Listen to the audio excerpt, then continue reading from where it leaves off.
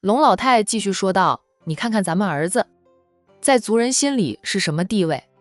虽说他接管代理家主一职也很长时间了，却没有培养到多少心腹。他没有经历过咱们的艰难上位，而是很顺利的从你手里接过去。他过的都是好日子，就体会不到大家的难处。很多老一辈，他态度也不如你那会儿好。你对那些人好，主要是他们当初跟着我们一起干的，多少都有感情。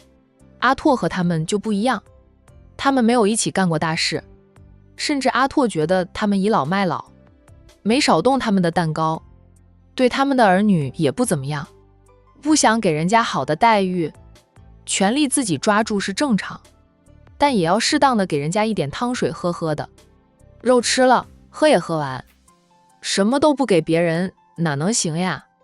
没有对比就没有伤害，有了对比，咱们的儿女都不如龙庭。龙老头不说话，知道老道说的是事实。先不管咱们最后会落得什么样的下场，将孙辈送到国外去发展，能给他们带走的就让他们带走，让他们低调点过日子，是咱们的后路，也是保住我们的血脉。否则报应一来，咱们就会落得家主的那个下场，一家人除了一个小娃娃都被灭了。龙老头夫妻两生的孩子不多，但他们的孙辈却不少，而龙老头在外面还有好几个私生女呢。那些私生女有些嫁人生娃了，他的外孙辈也有不少。不过龙老太在乎的只是自己的至亲血脉，对于丈夫年轻时在外面养的私生女如何，她是不会管的。她没有动那些私生女，已经是她的大度。思考良久，龙老头说道，那就按你说的去做吧，安排孙辈外孙辈都出国去移民，除非咱们能成为真正的家主，否则都叫他们不要再回来，就在国外生活。我只管我自己的孙辈外孙辈，你外面的那些我是不会管的。老太婆，你说哪里话呀？我管的当然也是咱们的至亲血脉，外面的他们小日子过得好好的，估计也不想远离故土，不管他们。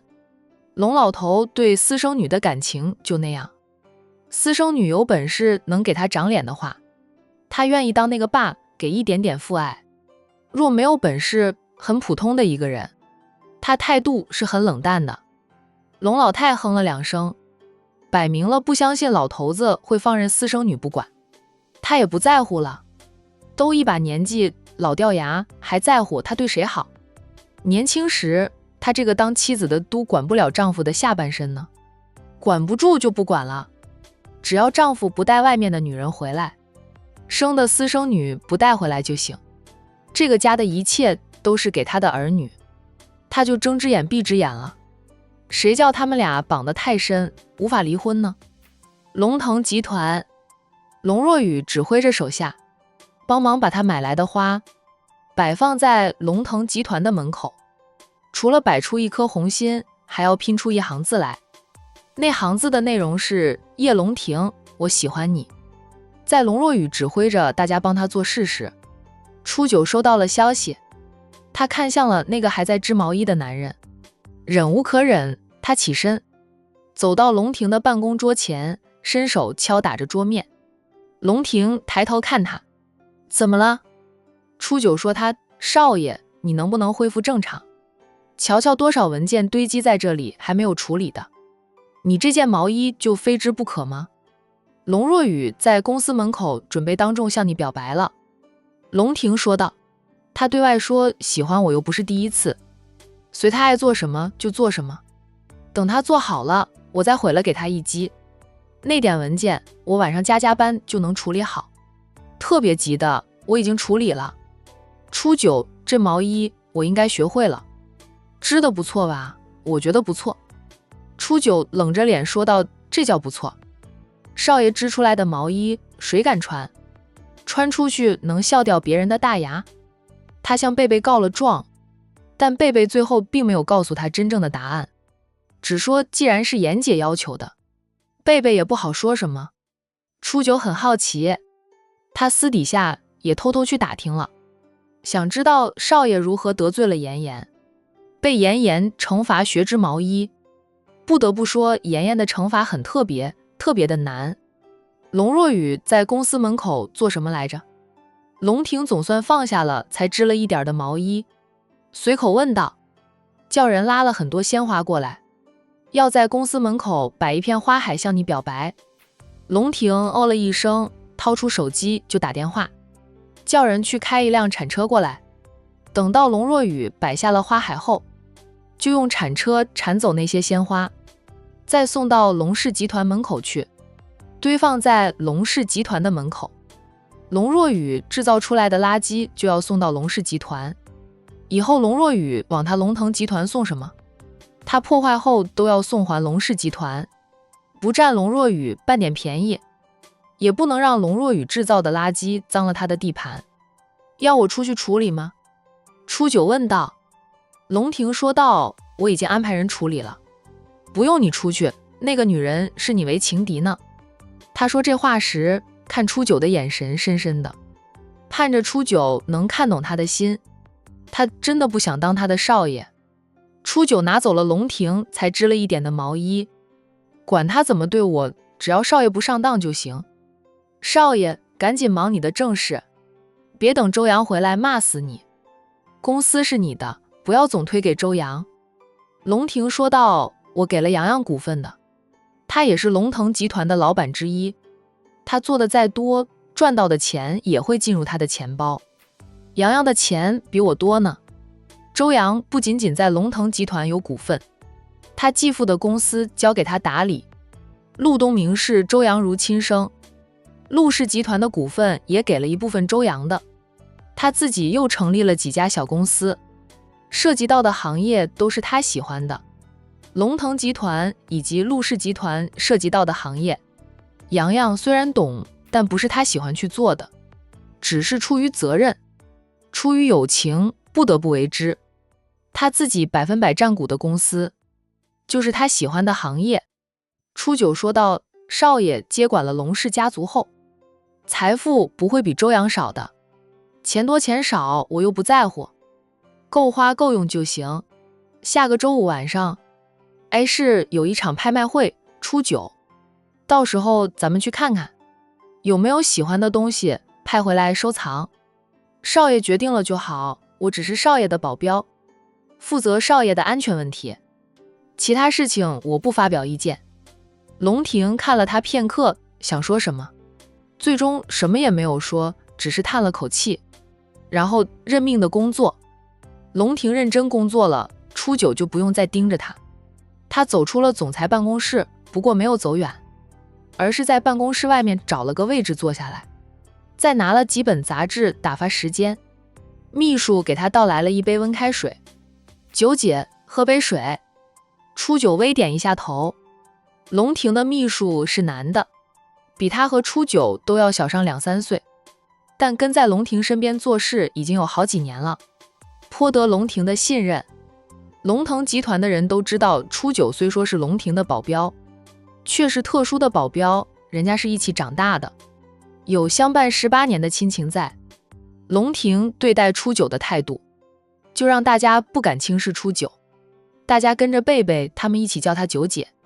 九姐，龙小姐在公司门口做的事，叶总有说怎么处理吗？秘书问道。初九翻看着杂志，听到秘书问话，他头都没抬，淡淡的道，少爷已经安排好，不用咱们管，你去做事吧。叶总已经处理了呀。好的，我去做事了。九姐有什么需要的，叫我一声就行。知道初九不喜欢说太多，秘书不好也不敢再问下去，回去做事了。公司门口的龙若雨看着他的人，帮他把买来的花堆拼成一颗红心。他往后退了几步，欣赏着那颗红心，不错，红彤彤的一片，好看。它长这么大，还没有人为他准备过花海呢，他却为了叶龙婷准备一大片的花海，将他龙大小姐的脸面都扔在了地上，不怕别人笑话他厚颜无耻，对叶龙婷死缠烂打的。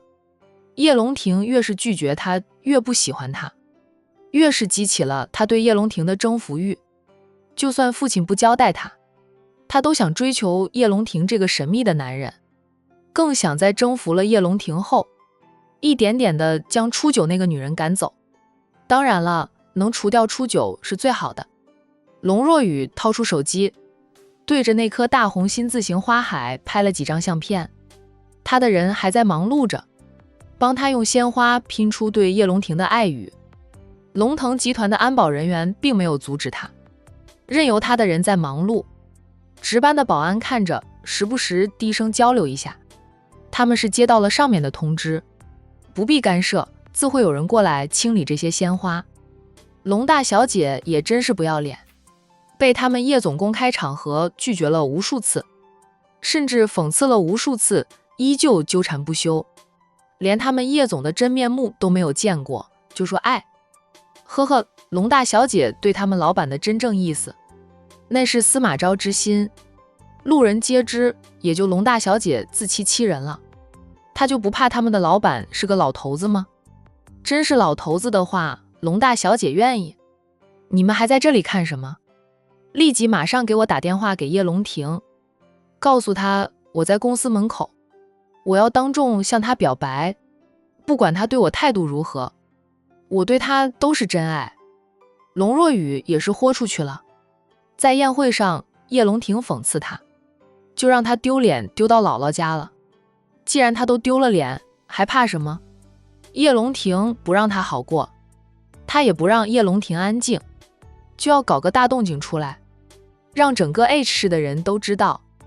值班保安说道：龙小姐，我们叶总很忙，没空，你要表白是你的事，我们老板接不接受是他的事，老板才不会喜欢龙大小姐。就算两家公司不是生意上的死对头，老板也不会喜欢龙小姐的，老板喜欢的是九姐。龙小姐，我劝你啊，还是让你的人走吧，等会儿老板要出门，你摆上这么多花在这里，挡住了路，老板的车开过，这些花全都会变成一堆残花，老板可不会心疼这些花。保安的话，龙若雨哪里听得进去？他就要在龙腾集团门口摆满鲜花，然后通知媒体记者过来。叶龙庭无情地用车子碾压他送的花，被媒体记者报道出去，叶龙庭也会落得一个冷心冷肠的名声。貌似叶龙庭不在乎名声呢。不管了，他做都做了。数分钟后，龙庭联系的那辆铲车到了，铲车司机就在众人的注视下，用重重的铲子狠狠地砸在那片花海上。前一刻还是漂亮的花海，娇鲜欲滴，下一刻就成了一堆残花。你干什么？龙若雨总算从震惊中回过神来，他想上前去阻止，但对方开的是铲车，也不怕他的靠近，不停地操作。那片花海很快就被砸毁，然后铲车又开始铲走那些花。后面来的那辆50铃，就是专门拉走那些残花的。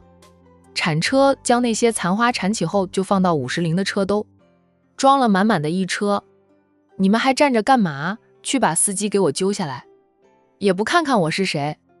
我给我喜欢的男人准备的惊喜，他们都敢毁，我要让他们承担后果。把他们揪下来揍一顿，让他们赔偿我的花。龙若雨在乎的不是花，是他的尊严，是他的计划被破坏。这辆铲车不用问也知道是叶龙庭或者是初九安排的，怪不得他在这里闹出这么大的动静，初九都没有出来看两眼，原来是安排了铲车过来清场，把他买来的这些花当成了垃圾，现在砸成了残花，的确变成了一堆垃圾。龙若雨带来的人不敢动，这里是龙腾集团的地盘，他们在龙腾集团的地盘上动人家的人，简直就是找死。大小姐不怕叶先生的报复，他们这种小人物怕呀。真出了什么事，大小姐也会将过错推到他们身上。